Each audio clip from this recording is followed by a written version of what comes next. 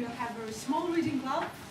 Very few people are here, but as we agreed, we will discuss the chapter first for advanced testing book, and I prepared several slides so it will be easier to talk with us together and discuss different stuff. So maybe I will start, so we will find out what is how will it work. So what is actually the current situation with development? And first of all, I think that we have to discuss a very interesting question. It's not presented in the advanced testing book. Is the cost of fixing bugs? When it's good to fix, when should we start testing? It is the main problem, and it's always hard to talk with customers and to tell them, guys, let's start testing now, why it is, so on. And here, the first slide, we will discuss a small thing like what is actually the sequence and how it's going to be. When we are going to create new part of functionality or just new product, what should we know? What should we discuss? What should we talk about with customers? What should we ask them? The requirements and specification. Is it enough?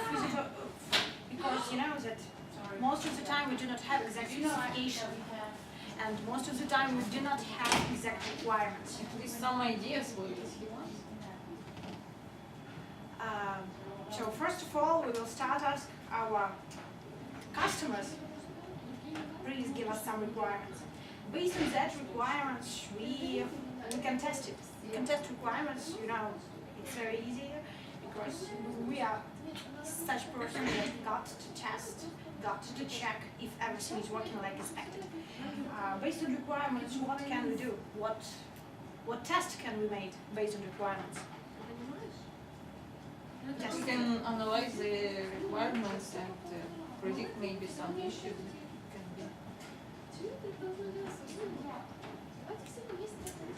I'm talking now about the types of testing that should be provided through the life circle. You know, based on requirements, it's easier for us to create acceptance tests. Because of course it will be some kind of business acceptance test. If requirements, tests like requirements, they can say it about something like we need this functionality, but they can be compared with each other. So we should start testing requirements before we start implement something with it. Because if we implement something, it means that we have some requirements. Why it's important? Because when you test requirements in the first part, you can talk to business and maybe suggest the functionalities that will be easier for implemented, and you know, the business is always focused on very fast delivery of functionality. So if you suggest the easier way, maybe it will be not so with such great numbers of features they want, but they can have this product in 2 weeks. There is a big chance that they will accept it, and business will be happy in smaller amount of time. So, and you know that the main reason why we're here is to make business happy and to give money back to business, and to make sure that our business and our customers are happy and the users are happy. And when you are creating acceptance test cases based on requirements, you are making in your mind what's the functionality you got to have at the end to make the business happy. And you make your vision like the first part. Based on the vision, you can make the ideas what had to be done to meet the vision, to meet the requirements. Then you can ask business, what do you need? Maybe if some part of functionality you can buy that part with some trial countries, or maybe, for example, if you got some open source like bank, sorry, like Drupal, it's open source code. You can find maybe this module in Drupal. So you can find out what do you need. Or maybe the functionality is very hard for understanding and you got to have more trainings.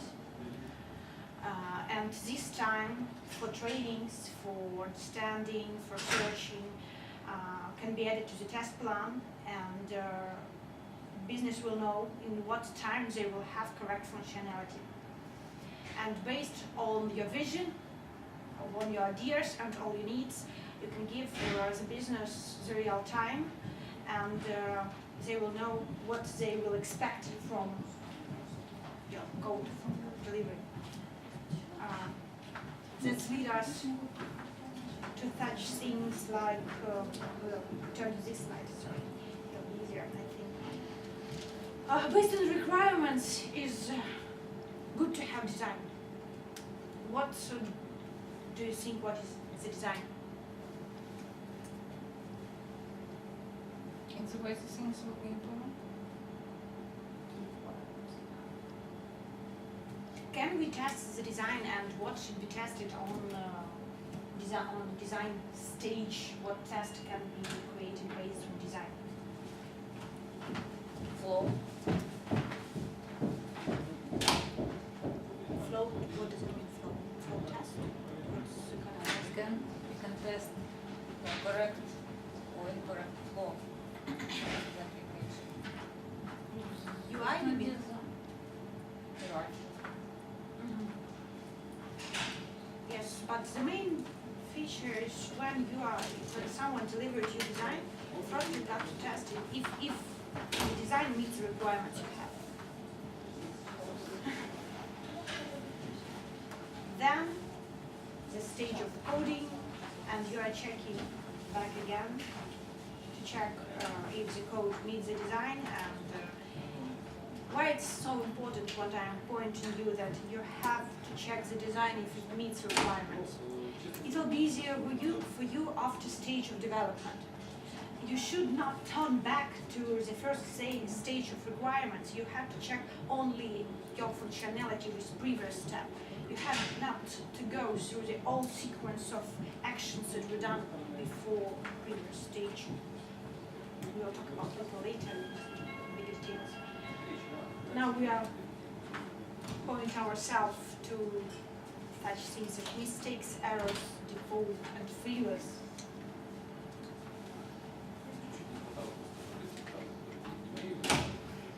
And we had in our real life as testers, we have to use widespread terms that are set up in the testing area. So mistake and error, it's not things that are happening. It's some kind of future things that can be seen. The defect and fault is not the problems that really occur. And the things that we are talking always, and we are naming it like bugs, actually the correct name of it is failures.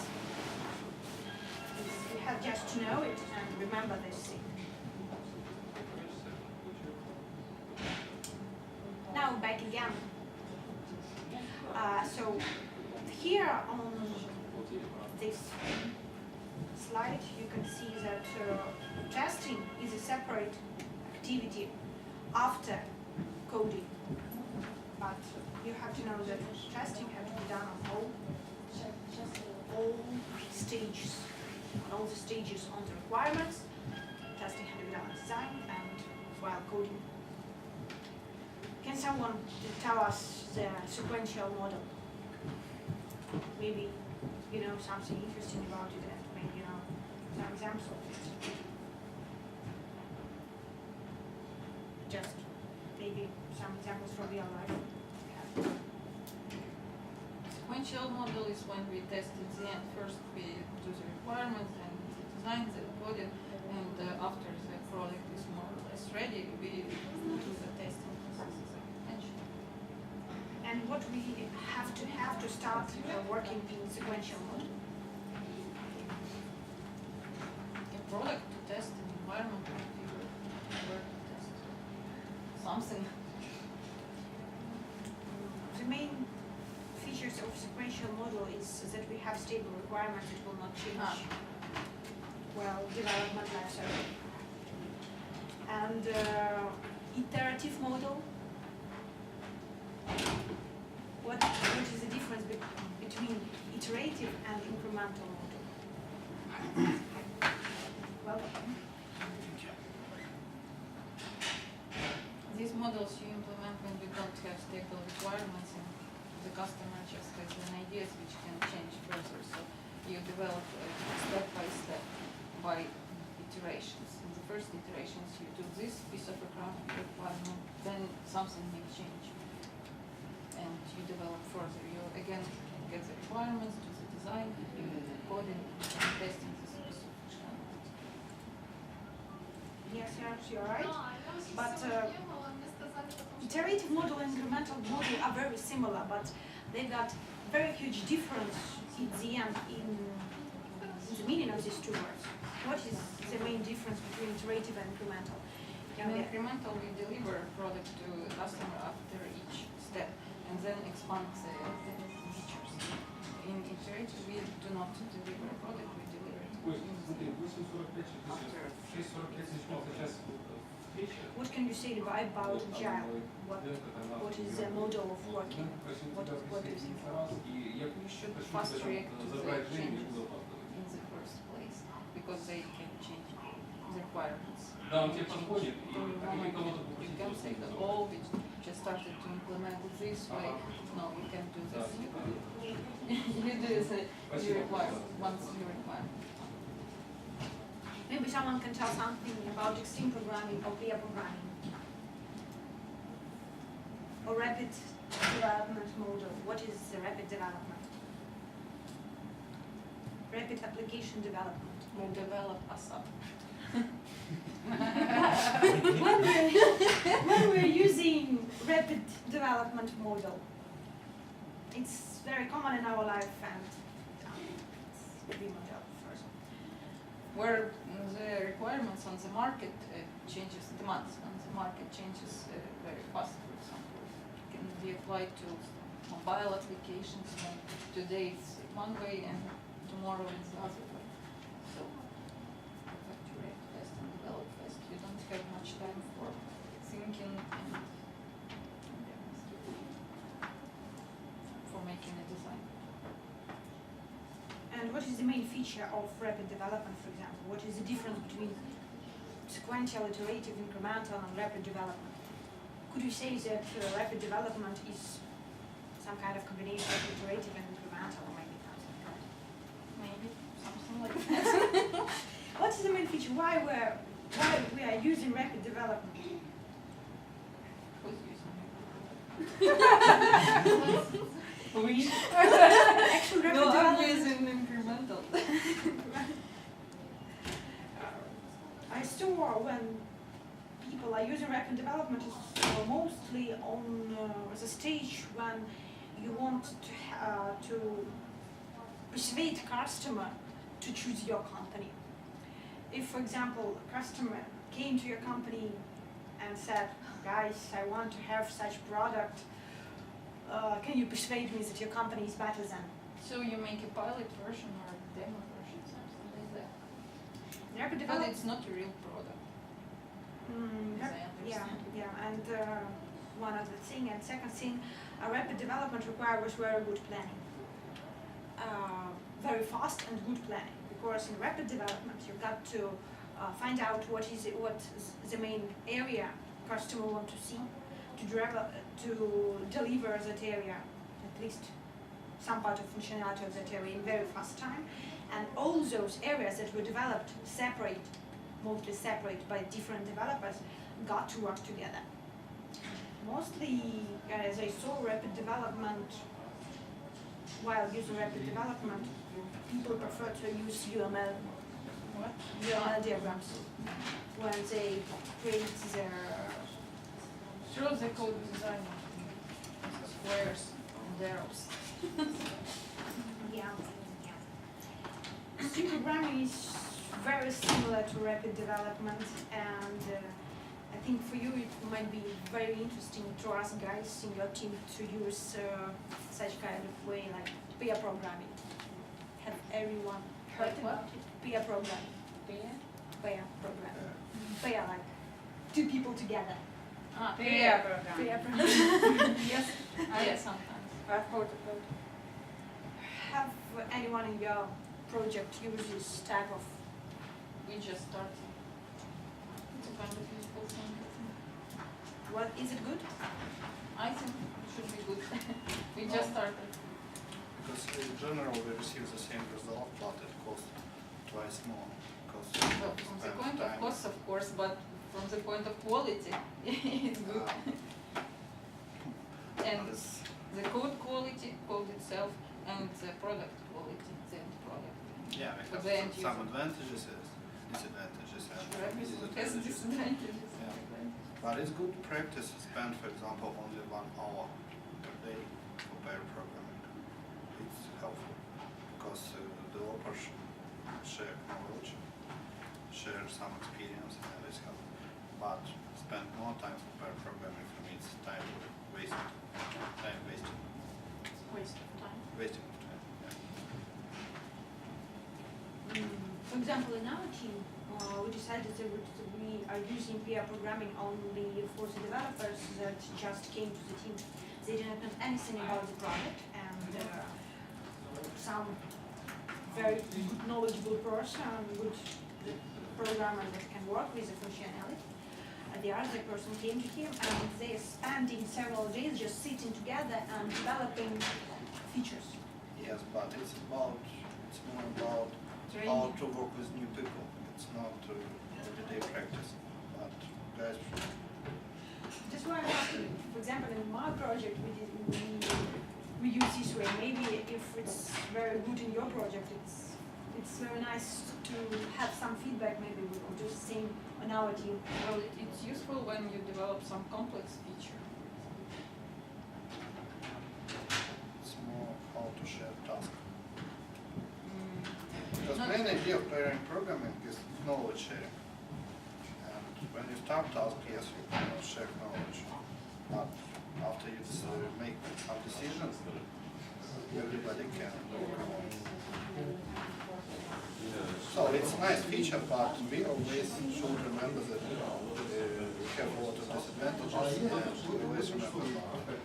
And does it mean that the time of delivery, the functionality is twice higher than for one person?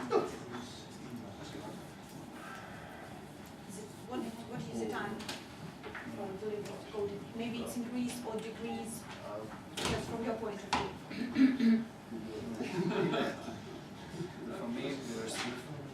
For me it was something like we have, performance was increased, but it was only 20%.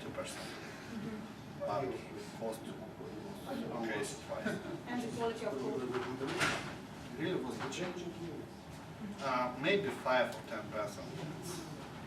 It's not problem of quality. It's a problem of knowledge sharing. If developer doesn't know something, he asks another developers, and they spend some time for discussing. But also they can spend time during coding. And with coding you get to receive some result.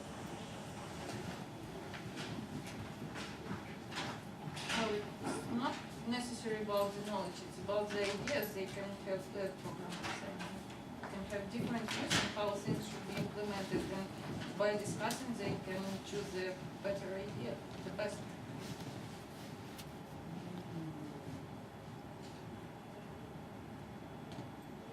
So it's worse to have it only for big features. Not really big, maybe just complex that are hard to do. Or backward. We use pair programming as knowledge sharing. It was not like different programs of using the same thing. And can such thing work for QAs? What is it?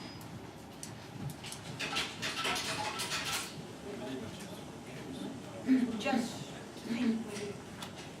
Maybe complicated. Pair testing. Pair testing.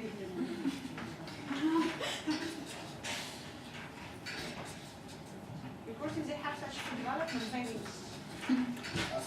sometimes we use practice when the same code was tested sometimes by different testers. Somebody finds one problem, somebody finds another problem. But it was not pair problem, pair testing. There was separate tasks at different time, probably in different places. But you have just cases and which you use for functionality. We have user stories, some user stories. No, you use stories as well. Sometimes doesn't. Your stories are delivered from business or you are writing user stories?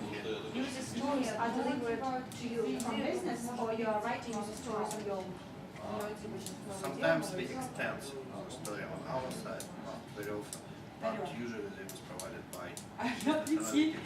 Я тебе что я два раза набираю неправильно, набираю 0,95 и хоть Let's turn to the V model of testing. Mostly as I saw it using while agile development. And I don't know, are you using agile on your project or maybe are you using waterflow, incremental? We are very agile. Further please, maybe someone using something else or all of us are working in agile projects. Okay, now we name our project like agile, but really nothing related to agile. And what is related to agile? We have only daily meeting. Ah, so this is not Yeah. agile, this is probably Scrum. Yeah, I agree that it's not agile. So Scrum is not agile. Scrum is a type of agile. Yes, Scrum is a type of So agile. if there is no, I don't know, rapid development, they don't feel like they're agile developing, and everything they have from agile is daily meetings, that it's not necessary agile. Not Scrum.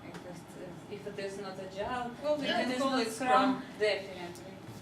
They can call it whatever they want. So, in ideal world, you have to work via Scrum. They're using Scrum. No. We plan using Scrum, but this plan was start using Scrum, but this plan was postponed. So in ideal world we will use Scrum. Now we cannot describe our Incremental iterative model. no. Really, sometimes we have task only for next few days, but it's so. Sometimes happens that I finish my task and in the middle of the day I ask project manager or task we have an answer is nothing.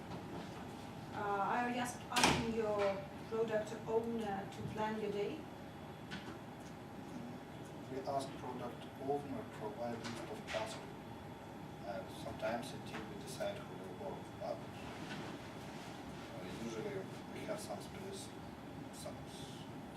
models, and we know who will work with this model. For example, somebody works with a family, with rule engine, somebody with intent, so people inside decide what they do. So you do not have such kind of thing like called product backlog. No. So It also does not have iteration. What do you Also, it does not have iteration. It's separate. But it's our problem and we know about it. Why it's a problem? you think? it's very hard to work when Yeah. the code, the features are changing day by day. It's when you've got your static plan for 2 weeks, it's easier to work. You know what you will face with. Yeah. You, in the middle of the day, you will ask product owner, what should you do? And look at such amount of list, you will not be happy. You're right. And in ideal world, it's better for us to use V model, and you can see this picture of it. And here on this model, it's written what stages each feature got to have. So first of all, user requirements or business requirements, business should deliver for you. Based on that thing, you will create acceptance test. So with passing that acceptance test, we know that the feature will be suitable for business. Then product design. It's mean what OS version should be covered, with what applications should your application work. For example, what file formats should be taken, should be tested, and the priority of all of it. Then turning back, you've got to know system requirements. It's just, for example, for your system. Your system got to work fine with computers maybe that got operation memory more than 128 or OS version or a monitor resolution. Further, you got to know such things like architecture design is the design of whole the system, and further to detailed design of each module. And based on that thing you are creating. So whereas the small module is component testing, and the bigger module is so-called integration testing. In ideal world, we have to live in such way, and actually, I have to say that we are living in this way. We are using Scrum, and in my team, we are using vModel in our daily life, and we can share knowledge on how to implement it, because we really adjust Scrum and adjust it in a way how QA should help the team to work and collaborate together. For example, in my team, using vModel, we discussed with developers that before doing some feature, testers got to check with business and with product owners what had to be done in this feature, what expected result they want to have at the end, what should be the appearance of that functionality. All the things got to be discussed by testers with product owners and maybe with business. And then the tester should create very wide and detailed ticket or such kind of change request for our developers. And developers are working on it, delivering some functionality, ask questions. First they ask the tester. And as the tester should answer all the questions the developers have all the functionality. Of course, it's not if it's not the code, if it's front end. If tester cannot answer the question, tester and developer both can ask product owner. But we decided that tester got to know all their things, all the features that have to be done. And that helps. It's like tester create a test scenario for developers. It should be implemented. It's like several test steps combined in one scenario. User story. Or maybe user story. Sometimes we are creating user stories, and sometimes product owner delivers user story to us, but even in such condition we got questions. And the real problem, for example, real situation in my project today, when the business asked to have one more link in some blog.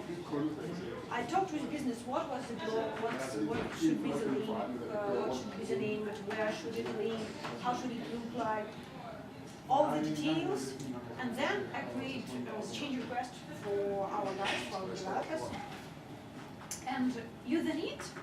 It's easier for them to work. And for example, in estimation planning, in Scrum you got estimations. Always a tester is involved in an estimation meeting. Tester is, for example, when we discuss one feature, one line, product backlog of the feature.